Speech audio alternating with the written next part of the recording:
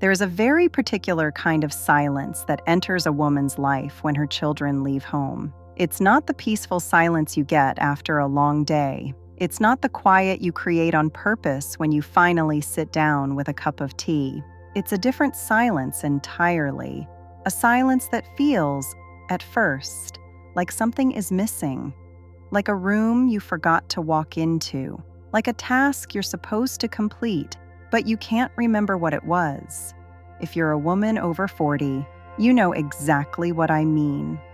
For years, sometimes decades, your life was shaped around the rhythm of someone else's needs, school schedules, meals, late-night talks, emotional support, the 1,000 invisible tasks that kept a household running. And whether you worked outside the home, stayed home, or did some combination of both, you lived in constant motion.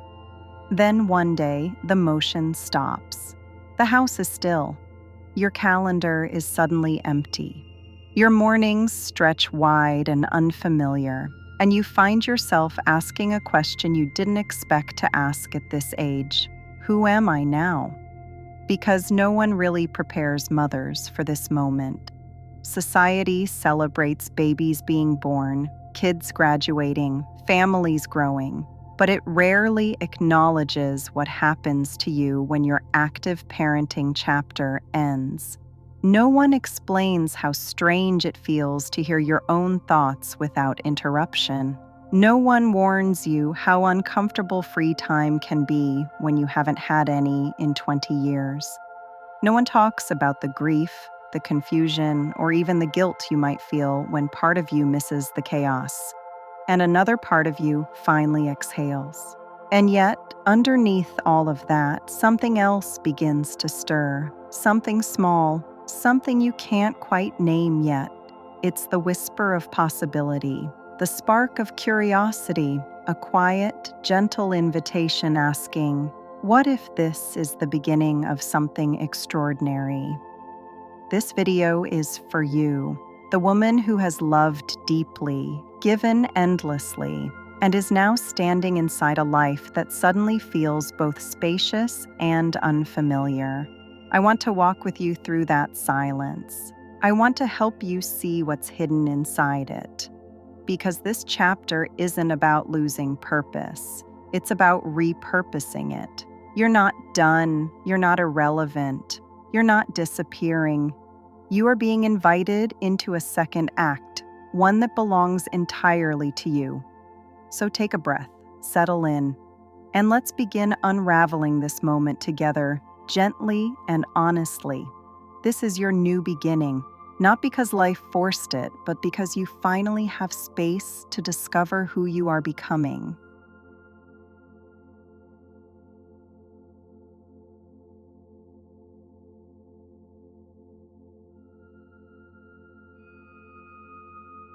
The first thing most women notice after the kids leave is the quiet.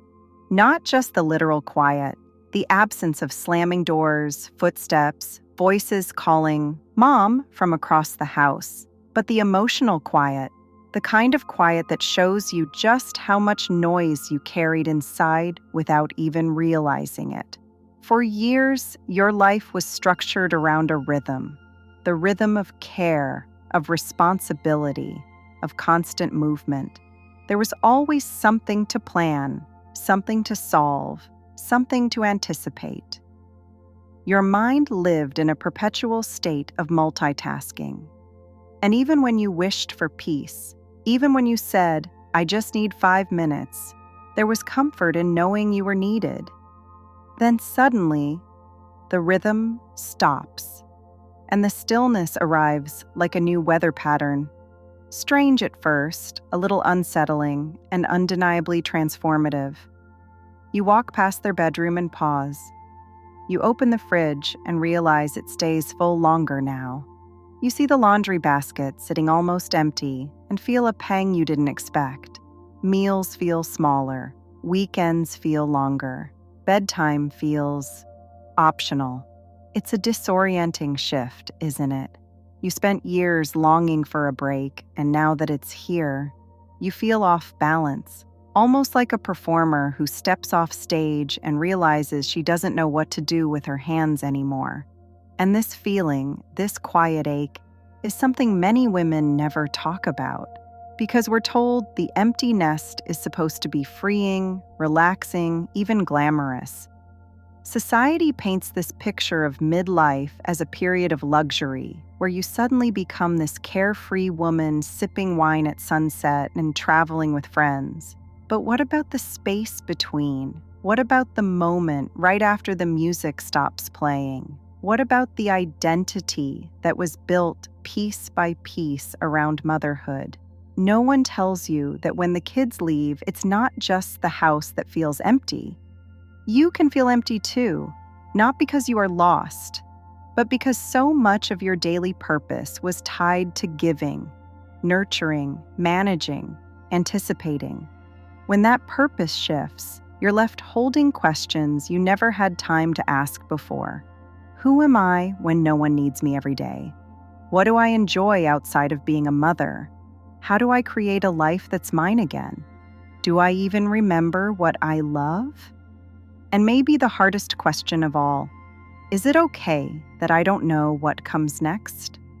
Yes, it's not just okay, it's normal. Every woman who reaches this chapter goes through a version of this quiet confusion. You built a life around raising humans, and now you're being asked to build a life around yourself. A very different blueprint. But here's what I want you to hear clearly. The silence you're experiencing isn't an ending. It's an opening. A spacious, tender doorway into a new identity you haven't met yet. Right now, it might feel like loss. But soon, sooner than you think, this same silence will start to feel like an invitation. An invitation to rediscover the parts of you that were paused, postponed, or pushed aside because life demanded so much of you. Your empty nest isn't a void. It's fertile ground, ready for whatever comes next.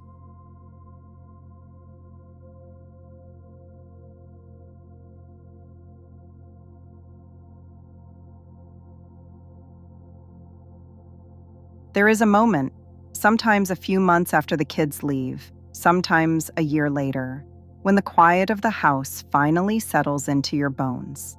The initial shock has softened. The tears don't come as often. The ache in your chest has dulled.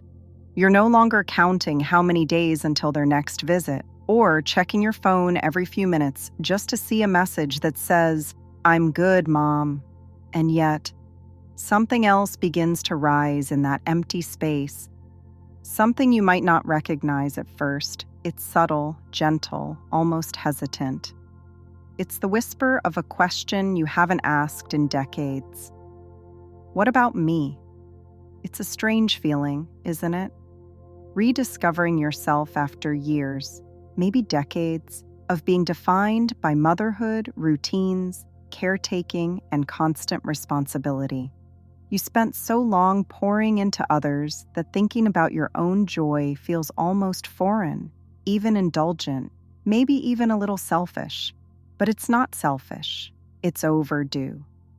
You see, the myth many women absorb, often without realizing it, is that passions belong to the young, that by the time you hit midlife, you're supposed to already know who you are, what you love, and what your life is supposed to look like.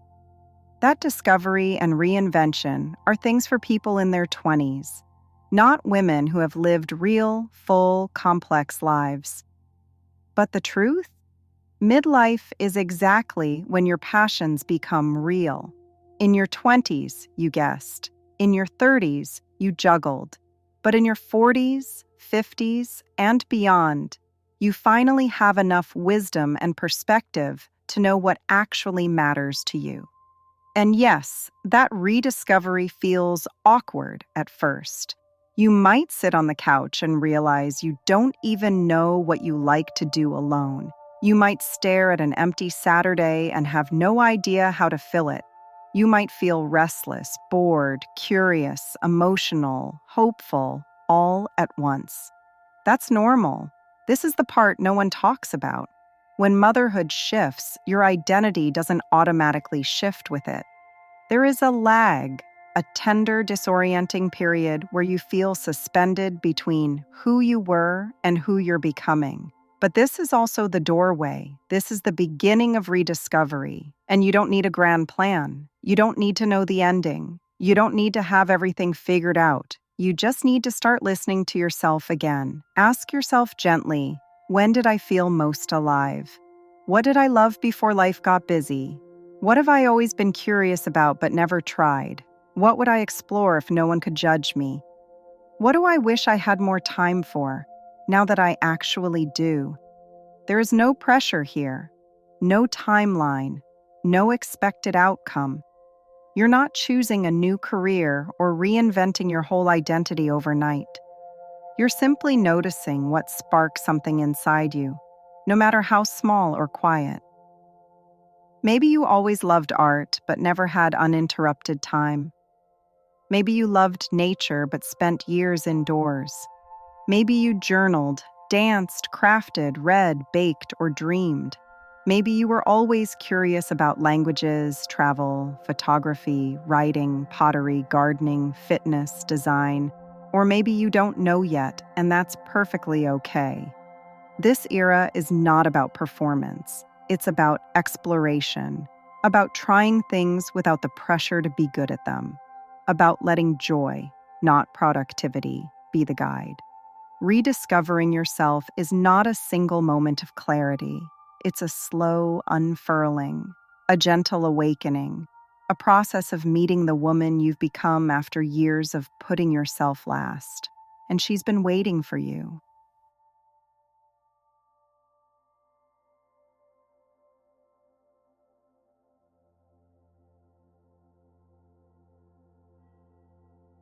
Once the desire to rediscover yourself begins to surface, the question becomes, where do I start?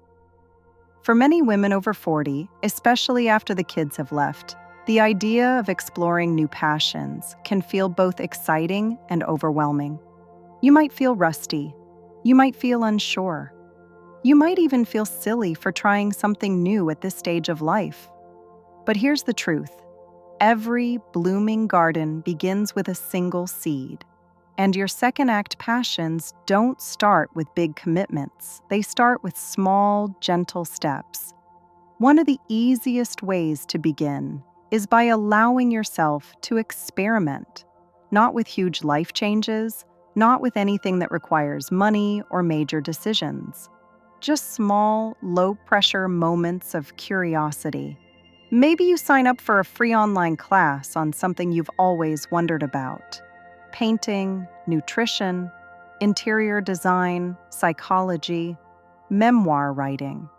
Maybe you attend a Saturday workshop at a local studio. Maybe you join a community group, a walking meetup, or a book club. At this stage of life, exploration is less about mastery and more about aliveness. And here's a comforting truth. You don't need hours of free time to rediscover your passions. You just need 15 minutes. The 15-minute rule is a game changer for midlife women. It's simple. Spend 15 minutes a day doing something purely for you. Not for the house, not for work, not for your partner or your children. Just you. 15 minutes reading a book you've been curious about. 15 minutes sketching or journaling. 15 minutes practicing a language, 15 minutes walking alone and letting your mind wander. Those tiny windows of exploration add up. They build momentum. They nurture your inner world. And slowly, without even realizing it, you begin to bloom again. But rediscovery isn't only about hobbies, it's also about connection. When you surround yourself with people who are exploring, growing, and reinventing themselves, you naturally absorb their energy and courage. There are entire communities of women in midlife embracing new interests, shifting careers, and stepping into reinvention. Joining them can be deeply validating. You might meet someone at a ceramics class who tells you she only discovered her artistic side at 55. You might meet a woman at a hiking group who started adventuring after her divorce. You might hear stories that inspire you to try things you never considered before. Your new passions don't have to be obvious or practical. They just have to make you feel alive.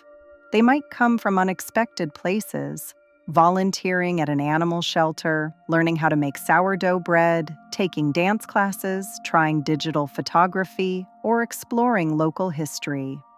You might even discover something that eventually becomes part of your identity: a side business, a creative pursuit, a social circle, a new lifestyle.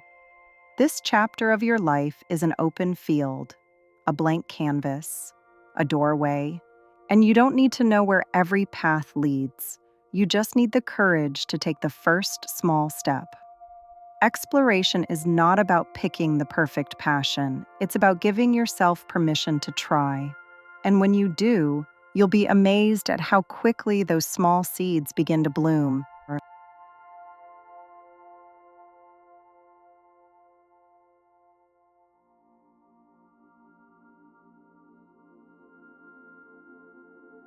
One of the most beautiful surprises of the empty nest era is realizing that the passions you begin to explore, whether they start small, messy, late, or uncertain, often blossom into something far bigger than you ever expected. You may begin with the simple intention of filling time, easing loneliness, or reconnecting with yourself. But what grows from those moments can be astonishingly meaningful. Many women discover that the small things they try just for fun begin to quietly transform their emotional world. Maybe you take an evening pottery class just because the studio smelled warm and earthy and comforting when you walked by one day. Maybe you start learning photography because you happened to take a picture of the sky one morning and felt something spark inside you. Maybe you join a hiking group or a writing circle or a volunteer shift at an animal shelter. Something tiny, almost accidental. But then something shifts. That pottery class becomes the highlight of your week. Those morning sky pictures turn into a project you love.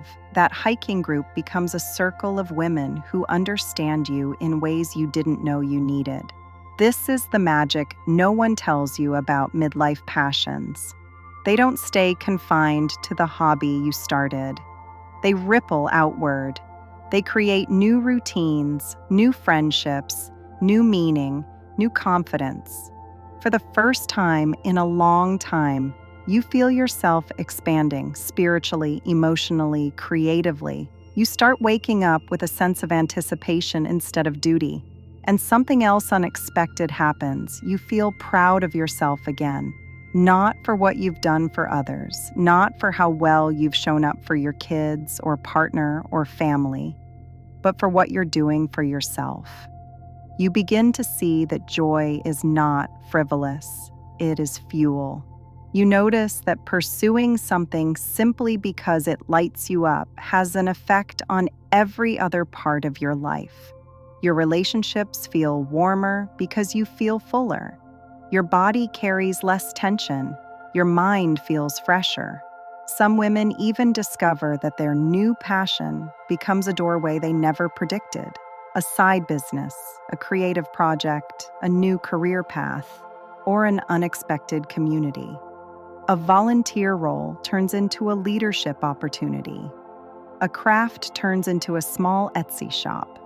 A writing practice turns into a local column. A cooking hobby becomes a blog. A dance class becomes a performance group.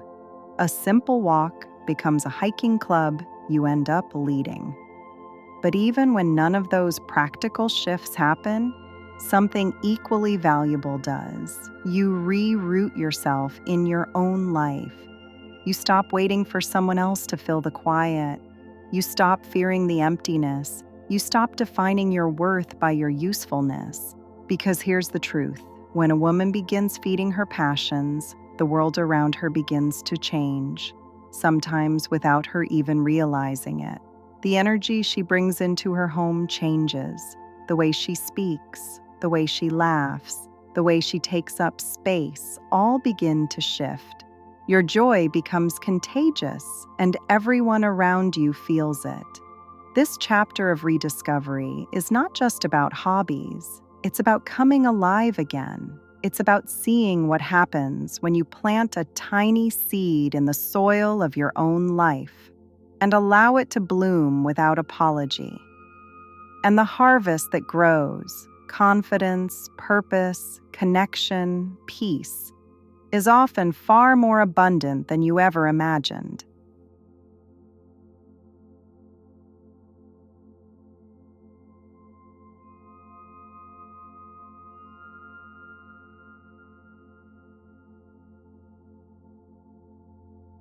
The most important thing to understand about discovering new passions in the empty nest era is that this isn't a one-time transformation. There's no single aha moment, no final answer, no perfect new identity that you suddenly snap into place. The truth is much gentler, much more human. The process never ends. You are not reinventing yourself once. You are rediscovering yourself again and again. When your children grow up and leave, you don't receive a new script to follow. Instead, you receive something far more valuable: space. Space to explore, experiment, wander, question, and choose. Space to make mistakes. Space to change your mind. Space to try something new just because it feels good. Space to let yourself grow in ways that were never possible before. And as you move through this new chapter, your passions will evolve. Some of the things you try will feel thrilling at first, but fade quietly with time. Others will surprise you by sticking.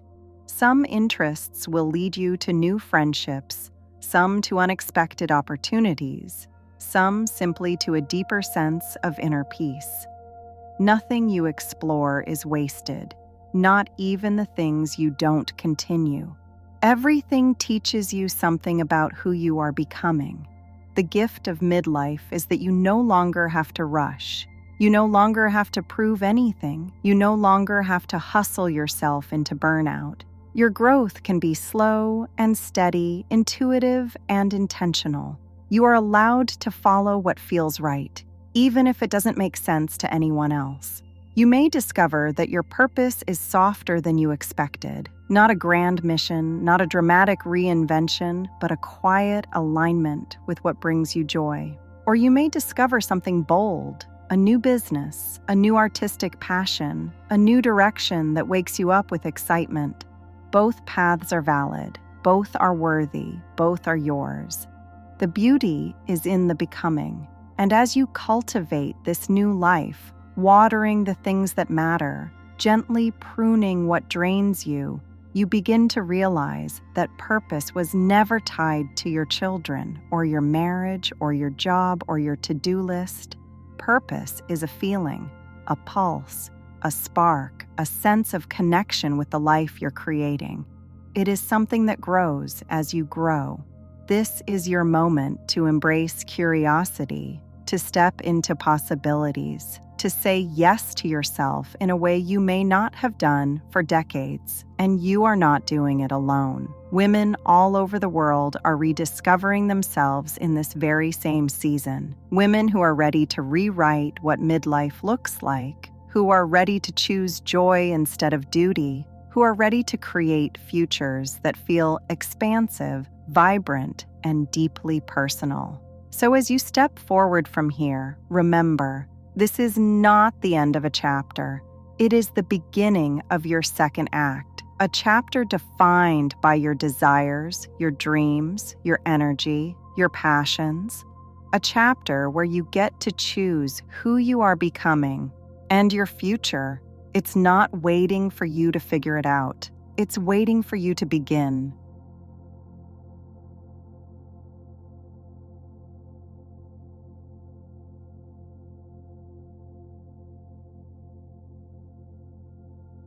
As we close this conversation today, I want you to take a quiet moment and truly honor the woman you are becoming. Because if you're listening to this, if you stayed through this journey of rediscovering purpose in the empty nest era, it means something beautiful is happening inside you, something subtle but powerful. You're waking up, you're shifting, you're opening the door to a new chapter you may not have even realized was waiting for you. For so many years, your identity was intertwined with raising children, keeping a home running, holding everything together. You poured your time, energy, attention, and love into your family, often putting your own dreams on the back burner without even noticing. And that was meaningful work, deeply meaningful. But now that the house is quieter, now that your role in their daily life is changing, it's natural to feel a deep, disorienting question rising inside you. Who am I now? That question is not a sign of emptiness. It's a sign of possibility. You are stepping into a stage of life most women before you never had the chance to explore. You have time now, not endless, but precious. You have wisdom now, not theoretical, but lived. You have emotional clarity now, not perfect, but honest. And you have something you may not have allowed yourself in decades: permission. Permission to wonder, permission to explore, permission to want more than survival, permission to choose yourself, not as an afterthought, but as the center of your next chapter. What we've talked about today is not just finding hobbies. It's about reclaiming the parts of you that got buried under responsibility. It's about meeting yourself again, the curious you, the passionate you, the adventurous you, the version of you that existed long before motherhood expanded your world. And here's what I want you to hold on to. Your purpose did not leave with your children, it expanded. Purpose isn't a job description, it isn't a role. It doesn't vanish when life shifts. It evolves as you evolve. Maybe your new purpose is creating. Maybe it's learning. Maybe it's adventuring. Maybe it's giving back. Maybe it's building something new. Maybe it's simply allowing yourself to feel joy without guilt. You are not meant to fade into the background just because your children are independent. You are meant to rise into a version of yourself who is wiser, bolder, softer in all the right ways, and ready to experience a life that is yours, not defined by what you used to be needed for, but by what makes your soul spark now. If this chapter feels intimidating, that's okay. Most new beginnings do, but I promise you, once you take the first small step, the world begins to open for you in ways you never expected. Opportunities arrive, passions unfold, connections emerge, and most importantly, you begin to feel alive again in a way that feels deeper, richer, and more grounded than ever before. This is not the end of anything. This is the blooming. Your story is far from finished. In fact, this might be the first chapter you are writing entirely for yourself. Thank you for spending this time with me. Thank you for being brave enough to imagine a new future. And remember, you are not doing this alone. This community is here with you, cheering you on as you rediscover your purpose, one beautiful step at a time. Your second act is calling, and it's going to be extraordinary.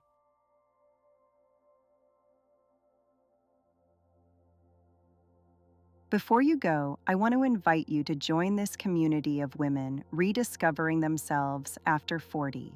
If you found comfort, clarity, or even just a moment of peace in this video, please subscribe. It helps this channel grow, and it helps more women find the support they deserve. And if you have a second, leave a like and a comment. I would love to hear what resonated with you the most.